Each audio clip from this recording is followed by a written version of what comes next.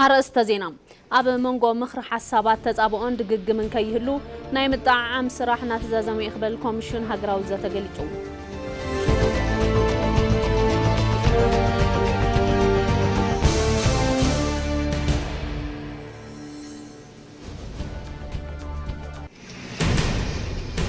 መንግስት ምድማር ኣብ ምምሕያሽ ማክሮ ቁጠባን ሃፍቲ ህዝቢ ዝፍጸሙ ዘይሕጋዊ ተግባራት ንምዕጋት ዝወሰዶም ናይ ቀረባ እዋን ስጉምታት ብዙሓት ተጠርጣርቲ ኣብ ትሕቲ ሕጊ ምውዓሎም ተገልጹ።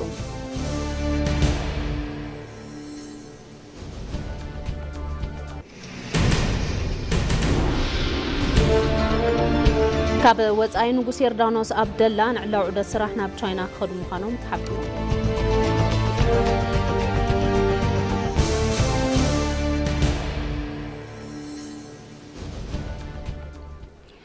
سلام طعنا حبلي كم يتمشي خبركم تملكتنا ساعات حد خوينو مع زينا جمير له مع زينا مرحبا نزريت بري حبيركم كتسألني حيف لما حتصر زيناتات أب منقو مخرح حسابات تتابعون دقيقمن كيهلو نايمت عام سراحنا تزازم يخبل كومشن هاقراوزة قليتهم أب كيدت هاقراوزة تساتفو شمون توجلتات زادلوهم سندات مخرح حسابات نايمت عام سراح خسراح خمس أنحن أب قرب أوان كم زازمن مكتلوانا كومشن هاقراوزة إثيوبيا هيروت قبر سلاسي قليتان كابز حلف سمون حموس جميرو كاب حد جوجلز تمرتو 15 توكلتي ويدما بحفش استاد حدا 220 تساتفتي توهبو موسان هاجراو حلفنت بقرات النت كواتو 5 انحو از خيرا عزيز لعلى تعرياب منغو نايتم شومون تجوجلتات مخر حسابات من عينت مدرقا من تطابقون حساب كيهلو مقبارن كل مخر حسابات بحدا ملكعن بزتنابب اقراربان مدلاو زعلم مخانو العلن بتوسخت خيدي توم توكلتي اب ناي كالوت جوجلتات وسانتات اخل جنزاب خرخبون نحد حدوم كم خاخرون كم زخلهم قليتن اتناي مطعم سراح مستزازمه اتستدالو سند تمليسو نتم شومنت جوجلتات قرب يخونون يلن بزي مسارتون نفس وقف جوجله ابتوم زي تساتفلهم استرفو شوعه جوجلتات سراح توسخ التاوت ذهب تخون توسخ التاوتات توسخملو اتناي مود داتا تاريخو سند كم زدالو تزاريبان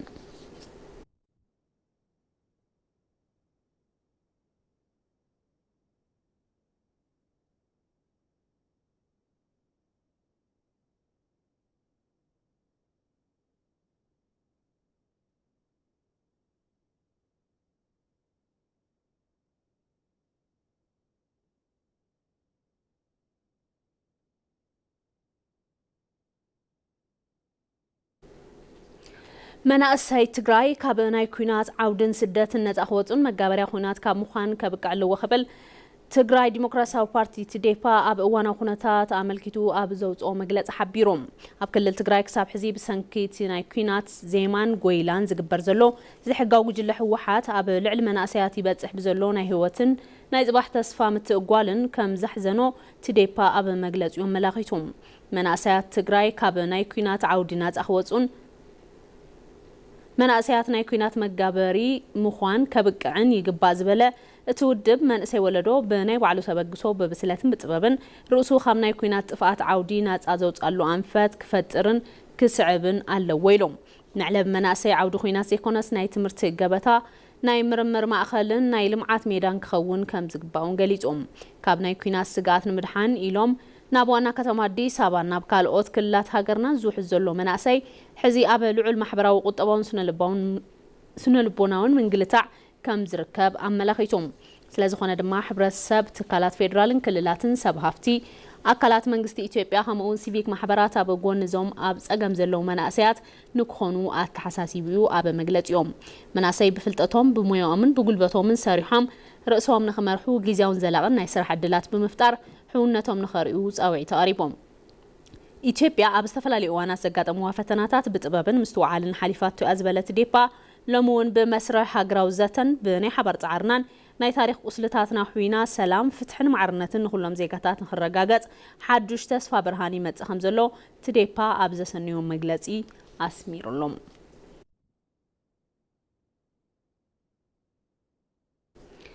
كلل تግራይ መናእሰያት ዝስደዱላ በብመዓልቱ ተገፊፎም ብግዲን ኣብ ወተሃደራዊ تعليم ዝኣትውላን ፍትሕ ኣልቦ ክልል ኮይና ያኽብሉ ኣባል ፈጻሚ ስራሕ ፓርቲ ስምረት ፕሮፌሰር ክንደያ ገብረ ህይወት ገሊጾም ፕሮፌሰር ክንደያ ንጋዜጣ ፕላስ ከም ዝበልዎ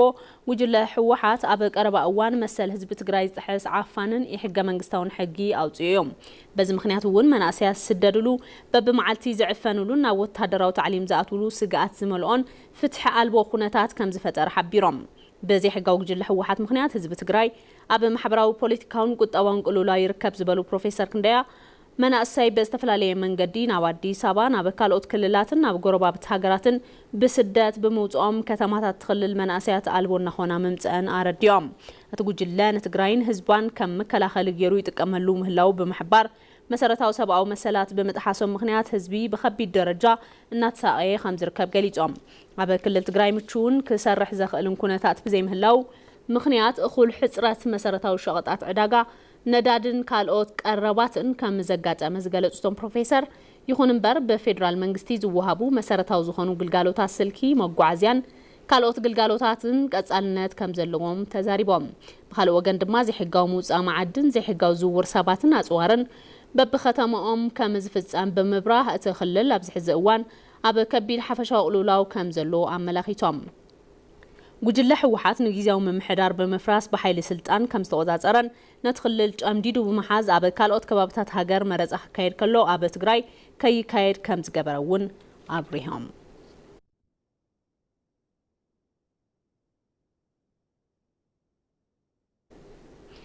ብሽም ጽምዶ ዝግበር ዘሎ ጥምረት እኽብካብ ዝተፈላለዩ እኩይ ድሌት ዘለዎም ጸረ ኢትዮጵያ ጉጅለታት ይኽብል ኣባል ማእኸላይ ኮሚቴ ግንባር ሰማያዊ ኣብዮት ኤርትራ ኣይተ ዳዊት ተፈሪ ገሊጾም ጽምዶ ዝተባሃለ ሕብረት ጸረ ኢትዮጵያ ጉጅለታት ኣብ ዘይጣዓዓም ፖለቲካዊ ድሌት መሰረት ዝገበረን ኣብ ልዕሊ መንግስቲ ፌደራል ብዘለዎም ተቃውሞ ጥራሕ ዝተኣከበን እኽብካብ ጉጅለ ከም ዝኾነ ኣባል ማእኸላይ ኮሚቴ ግንባር ሰማያዊ ኣብዮት ኤርትራ ኣይተ ዳዊት ተፈሪ ገሊጾም ኣይተ ዳዊት ተፈሪ ምስ ግልጋሎ ዜና ኢትዮጵያ ዝነበሮም ጸንሒት ከም ዝበልዎ እቲ ጽምዶ ኣብ ውሽጡ ኣፈላላያትን ተጻብኦን ዘለዎ ስለ ዝኾነ ከም ሓደ ዘላቕን ጥንኩር ፖለቲካዊ ሕብረትን ክውሰደ ይኽእልን ኢሎም ኣብዚ ጉጅለ እኽብካብ ዝርከቡ ዋና ዋና ኣካላት ዘራኽቦም ሓበራዊ ራእይ ከም ዘየለ ብምግላጽ ብሕታዊ ዕላማኦም ንመንግስቲ ኢትዮጵያ ምእላይ ጥራሕ ከም ዝኾነ ተዛሪቦም ኣባላት እቲ ዘይተቐደሰ ጽምዶ ንናይ ነዊሕ ግዜ ዕላማ ፖለቲካ ዘይኮነስ ክነዕውቶ ኢና ኢሎም ንዝሓስብዎ ጊዜያዊ ሽቶታት ጥራሕ ዝተኣሳሰሩ እዮም ኢሎም እቲ ምትሕብባር ኣብ ናይ ሓፂር እዋን ድሌት መሰረት ዝገበረ ከም ዝኾነ እውን ኣረድዮም ስለዝኾነ ድማ መንግስቲ ኢትዮጵያ ካብ ሕሉፋት ጎንፅታት ትምህርቲ ክወስድ ከም ዘለዎን ተቃውምቲ ጉጅለታት ኩነታትን ከይድን እቲ ጎንፂ ንኽውስኑ ዕድል ክህብ ከም ዘይብሉን ኣተሓሳሲቦም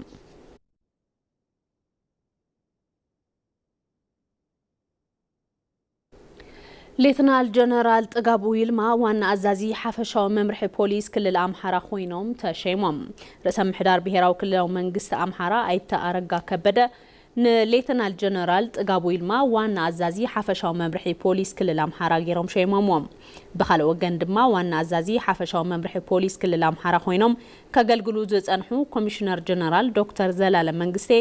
ምክትል ኮሚሽነር ፖሊስ ፌደራል ኢትዮጵያ ኮይኖም ከም ዝተሾሙ ሓበሬታ ፖሊስ ክልል ኣምሓራ يملاخت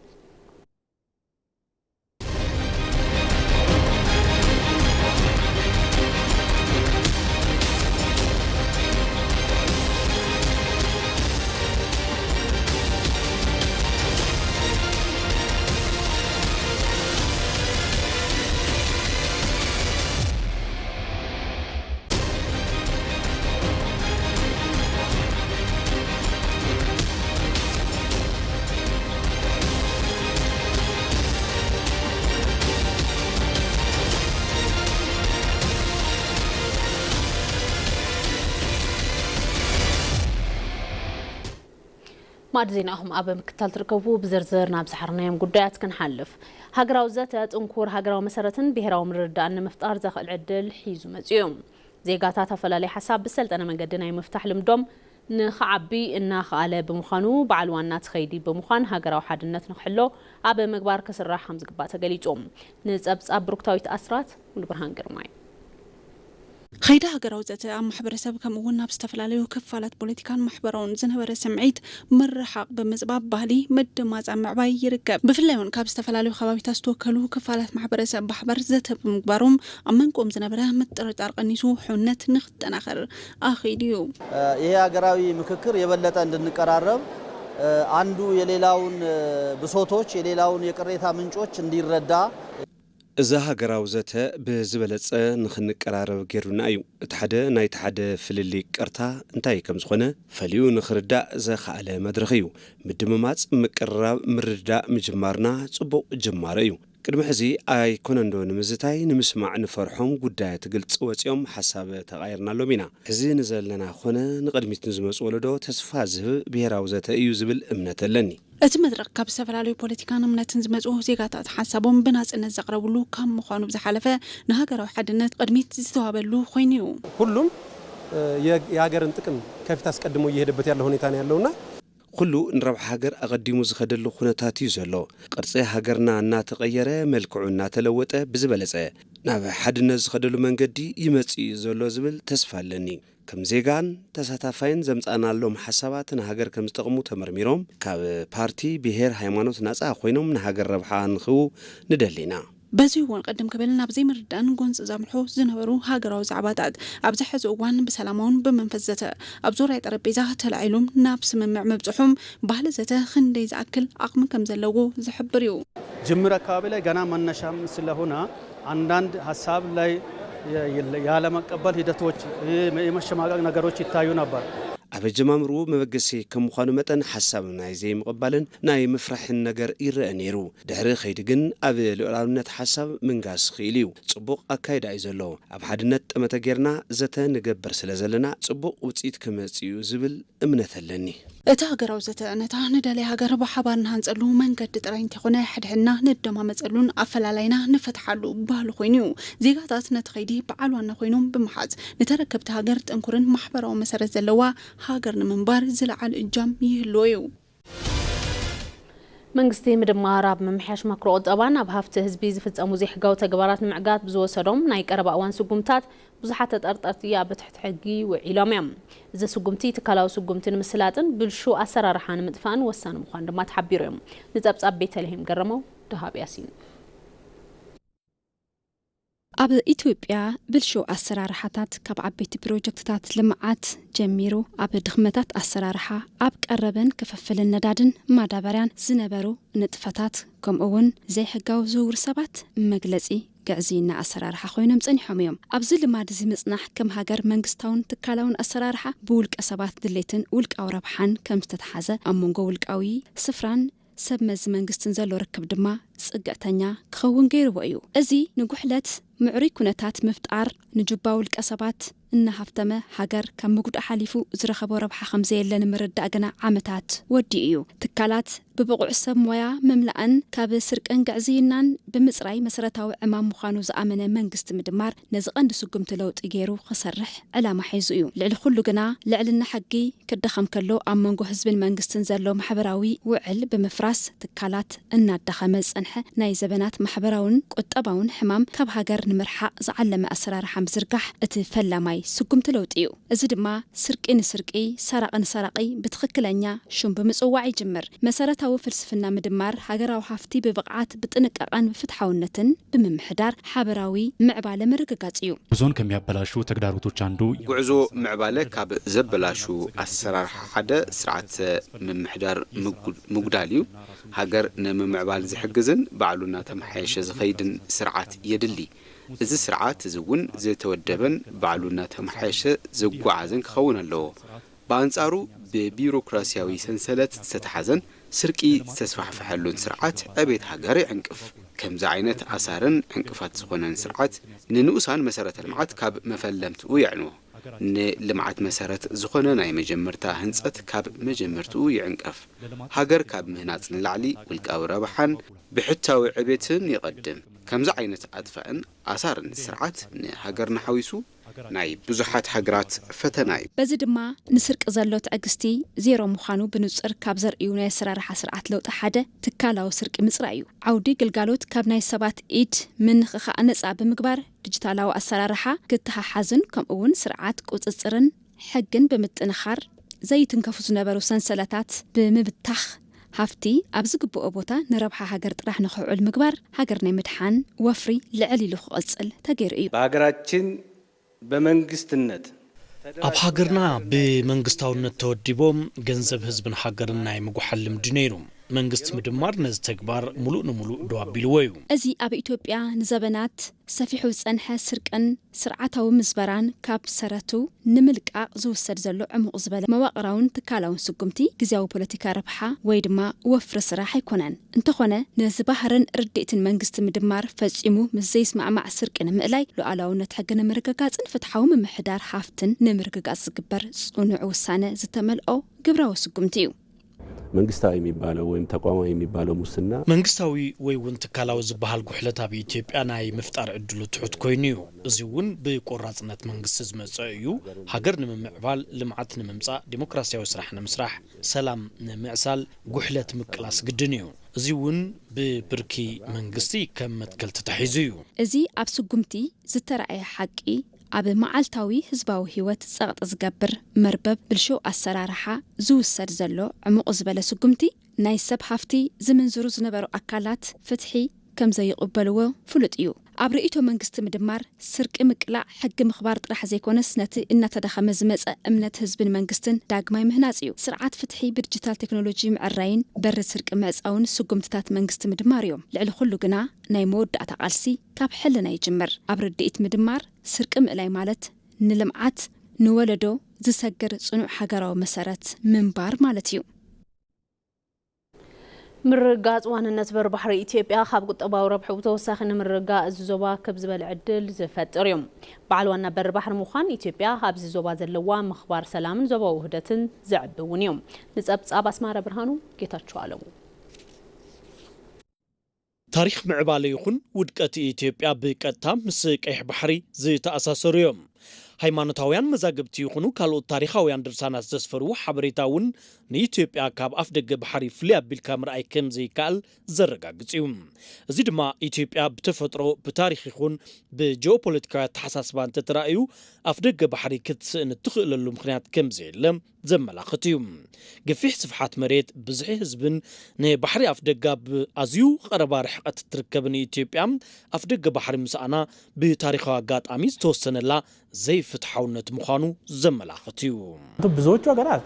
መብዛሕተን ሃገራት ብዘይ ምዕዳል ኮይኑ ናብ ወደብ ዘይተጸጋዓ ኮይነን ክፍጠራ ይኽእላየን ኢትዮጵያ ግን ኣብ ተፈጥራ ንበር ባሕሪ ቀረባያ ምክንያቱ ኣስታት 60 ኪሎ ሜትሮ ስለ ዝኾነ እዚ ኪሎ ሜትሮ ዓንቀፍቀፍ ዘይብሉ እዩ ኢትዮጵያ በር ባሕሪ የብላን ኢልካ ንምኽልካል ምክንያታዊ ኣይኮነን እኹል ዝኾነ ርሕቐት ቦታ የብሉን ስለዚ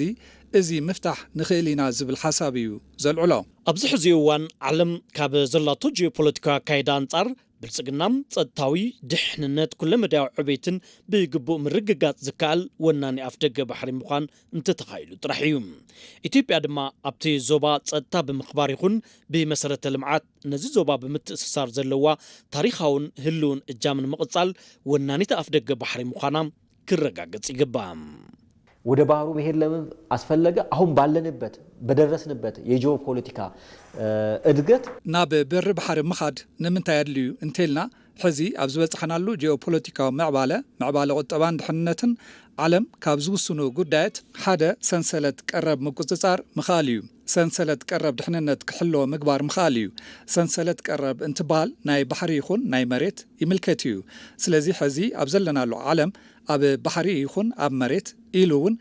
ኣብ ኣየር ቀረብ ሰንሰለት ሰለስቲኦም ምቁጽጻርን ድሕንነት ሰለስቲኦም ምሕላው ዘይትኽእል ሃገር ብሄራዊ ድሕንነታ ከተሕሉ ኣይትኽእልን ሰንሰለት እዞም ሰለስተ ዓውድታት ክሕሎ ምግባር ዘይትኽእል ዞባ ከም ዞባዊ ድሕንነታ ክትሕሉ ኣይትኽእልን ዞባ ቀርና ኣፍሪካ እንተርኢናዮም መብዛሕተን ሃገራት ኣብ ጎንፂአን ዘለዋ ቀይሕ ባሕሪ ወሽመጥ ኤደንን እንብሎ ብኣብዝሓ ኣብ ትሕቲ ድሌት ካልኦት ሃገራት ዝወደቀ ስለዚ ኢትዮጵያ ነዚ ዞባ ናይ ምውህሃድን ምትእስሳርን ንኽረጋጋእ ናይ ምግባር ታሪኻዊ ሓላፍነታ ንምውፃእ ናይ ግድን ንድሕንነት እዞም ሰለስተ ቀረብ ክትሕሉ ትፅቢት ይግበረላ ነዚ ድማ ሓለዋት ባሕሪ የድሊ እዩ ዞባ ወሽመጥ ዓደንን ቀይሕ ባሕርን ድሌት ሓያላት ሃገራት ዝረኣየሉን ኩል ግዜ ጸገም ጸጥታን ስጋኣትን ዘይፍለዩ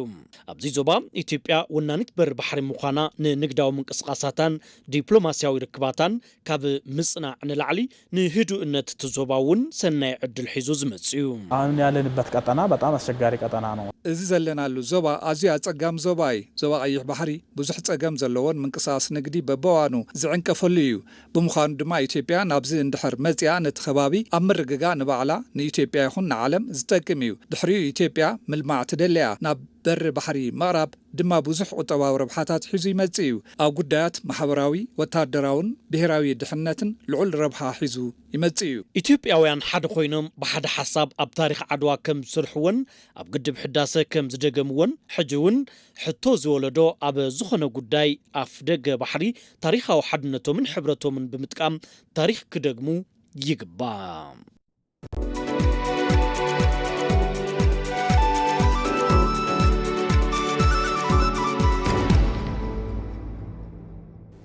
ኣብ ክልል ጋምቤላ ዘይሕጋዊ ዕደጋ ወርቂ ንምቁፅጻር ብዝተዋሃበ ጠመተ ናብ ብሄራዊ ባንክ ዝኣቱ ዓቐን ወርቂ እናወሰኸ መጽዮም መንግስቲ ምድማር ንሃፍቲ መዓድን ዝወሰዱ መማሓየሺ ተዓውዲ ዓንዲ ሃገራዊ ቁጠባ እናኾነ መምጽኡን ተገሊጹ እዩ ንጸብጻብ ሚፍታሕ ዓብዱልቃድር በርሂ ብርሃነ መንግስቲ ንሃፍቲ ማዕድን ብዝሃቦ ልዑል ቆላሕታ ኣብ ዝዛዘም ዘሎ ዓመት ካብ ሰደድ ንግዲ ማዕድን ኣብ ታሪክ ኢትዮጵያ ዝለዓለ 5.5 ቢልዮን ዶላር እቶት ተረኺቡ እዩ እዚ ድማ እቲ ዓውዲ ዝለዓለ ፍልፍል ቁጠባዊ ምንቅስቃስ እናኾነ መምጽኡ እዩ ዘመላኽት ክልል ጋምቤላ ሓንቲ ካብ መንጎ ልዑል ሃብቲ ማዕድን ዘለዎን ክልላት እያ ኣብታ ክልል ዞባ ኣኝዋ ወረዳታት ዲማን ባቦን ኣብ ማዕድን ወርቂ ተወዲቦም እናሰርሑ ዝርከቡ መናእሰይ ኣብ ውሽጢ ሓፂር እዋን እናተለወጡ መምጽኦም እዮም ዝዛረቡ የተሰማራበት ስራ ዘርፍ በልዩ አነስተኛ የወርቅ ዘርፍ ላይ ነው ዛሬ የአራት እስካቫተር ባለቤት ነኝ ኣብ ናይ ወርቂ ስራሕ ተዋፊረ ዝርከብ ወናኒ 4 ኤክስካቫተር ሲኖትራክን ሎደራትን እውን ኣለዋኒ ኣብ ዝተፈላለዩ ከተማታት ድማ ገዛውቲ ኣለውኒ ወደ ወርቅ ስራ ወደዛኛው ወደ ማምረጫ ለመግባት በማህበር ተደራጅተን بمحبر توديبنا مريت وسيدنا بسرحة تركي مساعتنا عرسنا نمخال بقيعنانا لوتنا لزي سراتنيا كبابي 15 سرحتنيا تاتالوني زل على عقر ورقي اب زلوا وردا ديما كساب محاور طابياتات زي حقاوي عداغان زوورن ورقي نمكلخال زتفلاليو عمامات توغينوم مياوتا ورقي بقى ወደ ብሔራዊ እንዲያስገባው በየጊዜ ክትትሩ ዝወፀ ወርቂ ናብ ብሔራዊ ባንኪን ካቱ በብእዋኑ ክትትል እናተኻየደ ይርከብ ዋና አማሓዳሪ ዞባ አኝዋ ኒኬው ጊሎ ከም ዝበልዎ ኣብዚ ዝውዳእ ዘሎ ዓመት ካብ ዞባ አኝዋ ጥራሕ ልዕሊ 7100 ኪሎግራም ወርቂ ናብ ሃገራዊ ባንኪ ኣታው ኮይኑ እዚ ድማ ውጽኢት ጥቡቅ ስራሕ ክትትልን ምቁጽጻርን ዘይሕጋዊ ዝውውርን ዕዳጋን እዩ ህገወጥም ለመቆጣጠር ብዙ ስራዎች ተሰርተዋል ዘይሕጋውነትን ምቁጽጻር ብመንግስቲ ብዙሕ ዕማሚው ተወኒኑ ብተወሳኺ ብሔራዊ ባንኪ ወርቂ ንዘቕርብሉ ኣካላት መተባብዒ ይህባሎ ዘሎ ቁጽጽር እውን ልዑል እዩ ናብተን ወረዳታት በብመዓልቱ ተቆጻጸርቲ ይኸድዮም ነዚ ድማ ካብቲ ዝተለምናዮ 7000 ኪሎግራም ዝተወሰነ ወሰኽ ዘምጽአ ኢትዮጵያ ዘለዋ ዕቁር ሃፍቲ ማዕድን ብልዑል ብርኪ ምልማዕ እንተተኻኢሉ እቲ ዓውዲ ልዑል ሸርፊ ወጻኢ ብምእታውን ገፊሕ ዕድላት ስራሕ ብምፍጣርን ዕቤት ቁጠባ ከም ዘሳልጥ ይእመን ዜና ወጻኢ ንጉስ ዮርዳኖስ አብደላ ኣብ ቻይና ንሰሙን ዑደት ስራሕ ክገብሩ ምዃኖም ተገሊጾም ንጉስ አብደላ በፕሬዝዳንት ቻይና ሺ ጂንፒንግ በዝተገበረሎም ዑዳው ጻውዒት መሰረት ዑደቶም ሶሉስ ክገብሩዮም እዚ ዑደት ንጉስ አብደላ ከም ቁጥጥር ፈረንጂ 1999 ናብ ስልጣን ድሕሪ መምጽኦም ናብ ቻይና ዝገብርዎ መበልታሻይ ዑደቶም እዮም ቻይና ዮርዳኖስን ዲፕሎማሲያዊ ርክበን ዝጀመረኦ ብ1977 ቁጥጥር ፈረንጂ እንትኸውን ልውጥ ንግዲ ክልቲአን ሃገራት ድማ 6.7 ቢልዮን ዶላር በጽሒዮም ክልቲኦም መራሕቲ ኣብ ክልቲያዊ ዘባውን ዓለም ለኻውን ጉዳያት ሓሳብ ዝለዋወጡ እንትኸውን ቀንዲ ዕላማት ዑደት እውን ሰላምን ምርጋነት ዞባ አበርክቶን ምግባር በዃኑ ጸብጻብ አናዶሉ የመላኸት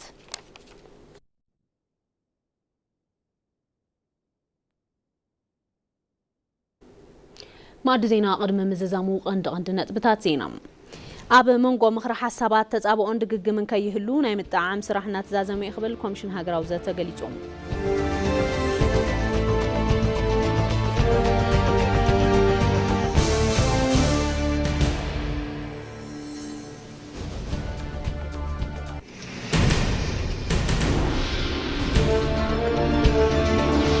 መንግስት ምድማር አብ መምሐሽ ማክሮ ወጣባና በሃፍት ህዝቢ ዝፍጸሙ ዘሕጋው ተግባራት ምዕጋት ብዝወሰዶም ናይ ቀረባ እዋን ስጉምታት ብዙሓት ተጠርጠርቲ ትሕግኑ ዓለም ተሓቢኦም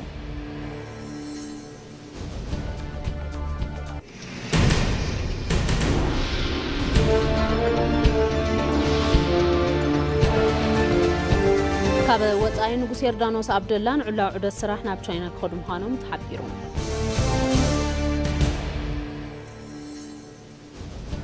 لتاو مع زينا استخطاتلكم ونيرون اسلام كتالكم يمسكن مع زينا مرحبا زيت بري حبيركم تانيحه مس استرفوا من دلوقتي تي في تقرنا سنه مكتالكم تمني روح مشات